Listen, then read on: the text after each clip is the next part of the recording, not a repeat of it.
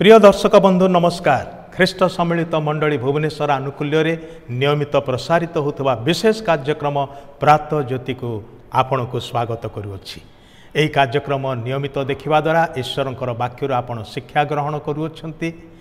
आपणकर पारिवारिक जीवन में आशीर्वाद प्राप्त होती, व्यक्तिगत जीवन में आशीर्वाद प्राप्त होती। से आमने ईश्वर को धन्यवाद दो, आपण निकट में कृतज्ञ अटू।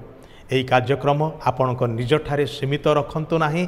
दयाकरी आपणकर परिवार लोक माने जो माने दूर रे अछंती किंबा आपणकर बंधु माने जो माने होइतो आपणक पाखरे नाहंती से मानको शेयर करंतु, से माने मध्य आशीर्वाद प्राप्त हेबे।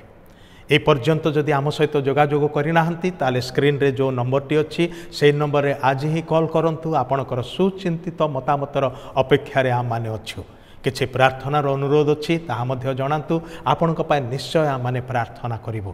कौनसी प्रश्न थिले पचारंतु, आपण को उत्तर देवा पाई आम माने चेष्टा करिवु।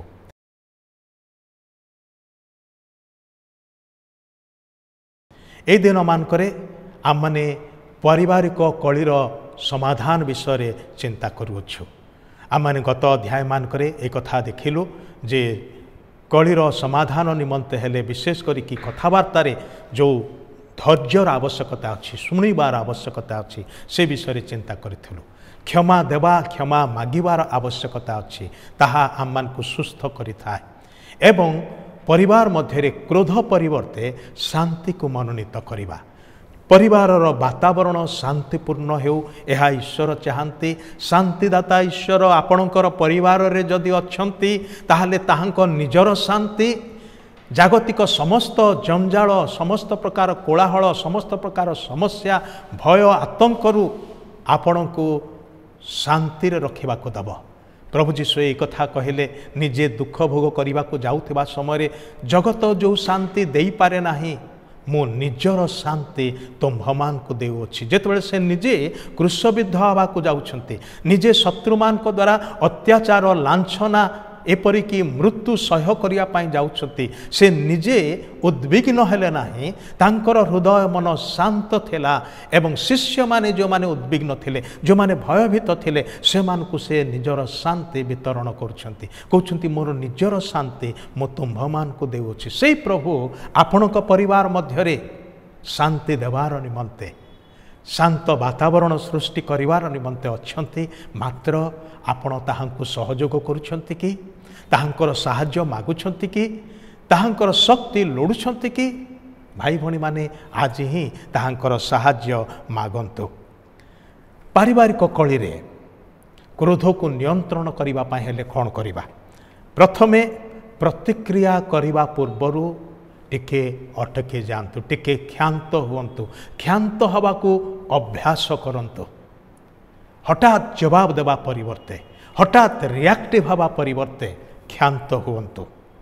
ईश्वर वाक्य लिखा अछि हितोपदेश तार 14 पर्वर 29 पदरे, जे क्रोध करिबारे धीर से बड़ बुद्धिमान। ध्यान देके शुणंतु, जे क्रोध करिबारे धीर से बड़ बुद्धिमान, पुणी हठात क्रोधी अज्ञानता रूप ध्वजा टेके। जे हठात रागी जाए, प्रतिटी विषय रागी जाए, से कौ पताकाटा धरे? अज्ञानतार पताका। एक कथा से निजे जाने नाही। सावधान, कठोर शब्द परिवर्ते कोमल शब्द व्यवहार करंतु। कारण आमने वाक्य कथा लिखा अछि जे कोमल उत्तर क्रोध को दमन करे, कटु कथा कोप जन्माए। से कठोर शब्द परिवर्ते कोमल उत्तर को व्यवहार करंतु। प्रार्थना करंतु, ईश्वरंकर शांति को लोड़ंतु। परमेश्वर निजर शांति आपण को देवा पाए से उपलब्ध अटंती, से अच्छंती। वाक्य कथा लिखा अछि फिलिपियो 4 पर्वर तार 6 एवं 7 पदरे, कौनसी विषय चिंतित हुओ नाही, किंतु समस्त विषय प्रार्थना और विनती द्वारा धन्यवाद सह तुम्भमानकर निवेदन सबु ईश्वर निकटरे जणाओ। सेथिरे समस्त बोधर अगम्य जे ईश्वर शांति ताहा तुम्भमानकर हृदय और मन को ख्रीष्ट जीशुंक सहभागितारे सुरक्षा करी रखिबा। प्रिय बंधु, ईश्वरंकर साहाय्य लोड़ंतु, प्रार्थना करंतु, सबु चिंतार भार ताहांक हस्तरे दियंतु। ଯାହା ଆପଣଙ୍କୁ କ୍ରୋଧୀ କରୁଛି ସେ ବିଷୟ ଗୁଡ଼ିକ ମଧ୍ୟ ତାଙ୍କଠାରେ ସ୍ୱୀକାର କରିକି ସେସବୁ ପରିତ୍ୟାଗ କରନ୍ତୁ। ତାହାଙ୍କର ଶାନ୍ତି ଯାହା ଆମମାନଙ୍କର ବୋଧର ଅଗମ୍ୟ, ସେହି ଶାନ୍ତି ଆମମାନଙ୍କର ହୃଦୟ ମନକୁ ସବୁ ପରିସ୍ଥିତିରେ ସବୁ ଅବସ୍ଥାରେ ଶାନ୍ତି ଏବଂ ଶାନ୍ତ କରିକି ରଖିବ। ଏବଂ ଆଉ ଗୋଟେ ବିଷୟ ଆମମାନେ କରିପାରିବା, ତାହା ହେଉଛି କ୍ରୋଧର ମୂଳ କାରଣକୁ ଚିହ୍ନଟ କରିକି ତାର ପ୍ରତିକାର କରନ୍ତୁ। କ୍ରୋଧର ମୂଳ କାରଣ ଅନେକ ସମୟରେ ଅନ୍ୟ ଜଣେ ବୋଲି ଆମମାନେ ଭାବିଥାଉ, କିନ୍ତୁ କ୍ରୋଧର ମୂଳ କାରଣ ଆମମାନେ ନିଜେ ଅନେକ ସମୟରେ ହେଇଥାଉ। ସେଥିପାଇଁ ମୂଳ କାରଣ କ'ଣ ତାକୁ ଚିହ୍ନଟ କରି ତାର ପ୍ରତିକାର କରନ୍ତୁ। ଅନ୍ୟ ଜଣେ ବଦଳିବା ଆବଶ୍ୟକ ବୋଲି ଭାବୁଛନ୍ତି, ତାହେଲେ ପ୍ରଥମେ ନିଜେ ବଦଳି ଯାଆନ୍ତୁ, ତାହେଲେ ଅନ୍ୟ ଜଣ ମଧ୍ୟ ଆପେ ଆପେ ବଦଳିଯିବ। ଆପଣ ନିଜେ ଯେଉଁ ପର୍ଯ୍ୟନ୍ତ ପରିବର୍ତ୍ତିତ ହୋଇନାହାନ୍ତି, ବଦଳି ନାହାନ୍ତି, ଆଉ ଜଣେ ପରିବର୍ତ୍ତିତ ହେବ ବୋଲି ଆଶା କରନ୍ତୁ ନାହିଁ। କାରଣ ପ୍ରଥମେ ପରିବର୍ତ୍ତନ ଆମ ନିଜଠାରେ ଦେଖାଯିବା ଦରକାର। କ୍ରୋଧ ପରିବର୍ତ୍ତେ ଶାନ୍ତିକୁ ମନୋନୀତ କରନ୍ତି। କ୍ରୋଧ କରିବା ପାଇଁ ଅନେକ ବିଷୟ ଜୀବନରେ ଆସିବ, ଅନେକ ପରୀକ୍ଷା ପ୍ରଲୋଭନ ଆସିବ, ଅନେକ ବିଷୟ ଆପଣଙ୍କୁ ଉସୁକେଇବ। ଛୋଟ ଛୋଟ କଥା ମଧ୍ୟ ସହଜରେ ଆପଣଙ୍କ ମନରେ ରାଗ ଜନ୍ମେଇବ।